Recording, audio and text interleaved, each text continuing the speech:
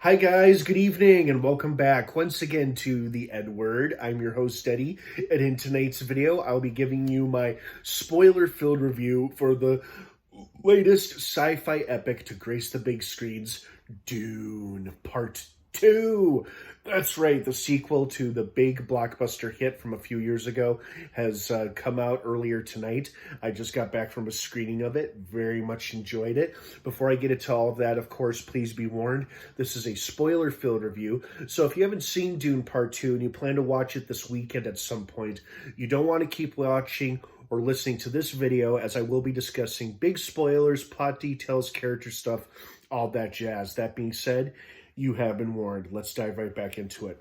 First and foremost, this movie was pretty much what I wanted it to be or was hoping it would be. I wanted a bigger, better movie, and that's pretty much what I got. You know, the movie was a big improvement over the first one, and don't get me wrong, I really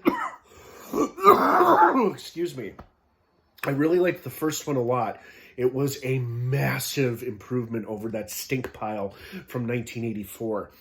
But the second one pretty much gave me what I wanted to see, which was a massive improvement from the original 1984 film. Because the original 84 film tried to cram these two movies together, which is why, in my opinion, it did not work at all. There's a couple of cool scenes in that movie, but overall, it sucks. Anyway, I know it has a fan base now, and I'm sorry, but that's just how I feel about it. But I'm so glad they split this film into two parts, because we got a proper story, a first half and a second half, and the second half, you know, was so good, and it made the original film, it made it make a lot more sense. I don't dislike it as much as I did, because now with this second movie, I'm like, oh, so this is what was happening in the original, because the original was such a clusterfuck and all over the place and so convoluted. It was damn near impossible to follow the story. And so when the second half came out to this film, I'm like, okay, now I'm semi-prepared for what to expect.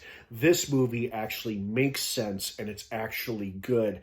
Great performances. Javier Bardem was a delight. He was great, captivating, funny as hell. Stilgar is just hilarious, his character.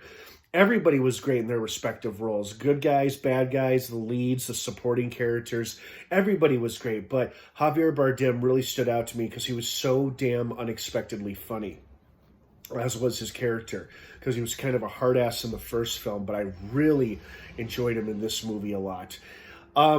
A couple of things that kind of disappointed me or let me down is that one cool thing I did like from the original film is that the Baron Harkonnen, the big fat bloated bad guy, gets gobbled up by a sandworm in the original 1984 film. Is that what happens in the book? I don't know, because I haven't read the books. But in this movie, he gets disconnected from his life support, and then Paul stabs him in the neck for his family, for his father, and then he bleeds out on the steps of the throne, which was, you know, an interesting way to die. And of course he had to die. He was one of the main bad guys. But I was like, oh, damn, I was really hoping he was going to get gobbled up by a big CGI sandworm in this movie, and it just didn't happen that way. Oh, well. The other thing that was a little off to me was the ending. I mean, I get it. Shawnee's heartbroken that Paul's agreed to marry the Emperor's daughter in order to keep the peace in the galaxy and whatnot. And I guess she was never on board with him being the whole Messiah thing either. So now she's just gone off on Arrakis on her own, and all of the rest of her people have seemingly, are they leaving Arrakis? Like, when Paul says, lead them to paradise, I thought he was talking about making Arrakis a green tropical haven again, but it sounds like his plan is to just take all the freemen off of Arrakis and bring them to a much more luscious world, I guess.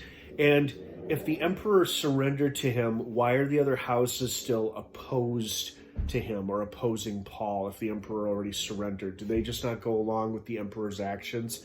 I don't know. It didn't really make too much sense to me, but I'm trying not to think about it too much, because overall I did enjoy this movie a lot. amazing action sequences, great fight scenes, awesome battles. I loved seeing the sandworms in their full glory in this movie. You know, all of them charging into battle, the Fremen riding on their backs, and then the sandworms gobbling up the Emperor's soldiers. That was awesome. You know, so I'm so happy the sandworms got a lot more screen time in this movie than they did in the first one. Like, we kind of got glimpses of them in the first half, but in the second movie, the second half, way more screen time, and it was a lot more satisfying because I do love me some big old sandworms. Well, I've got my Graboid shirt on right now to commemorate that fact. So overall, I enjoyed this film. You know, I had a few issues with it, but nothing unforgivable or totally shocking or whatever. So you know, whatever issues I had with it, I'm not going to let it eat away at me. It's stuff I can easily look over. But overall, I enjoyed it, and I hope you did too if you're watching this video. I hope you've seen it and you enjoyed it a lot. So what did you think of Dune Part 2? Did you like it? Did you love it? Were you expecting more, expecting less? Let me know what your thoughts are down below in the comments section. Please keep it spoiler-free for those who haven't seen it yet. We really appreciate it. Thank you, everybody. Dune Part 2 is now playing in theaters. Check your local listings and apps for times. Have a wonderful rest of your night. Thank you again so much for watching. And of course, until next time, let the spice flow. And may the force be with you.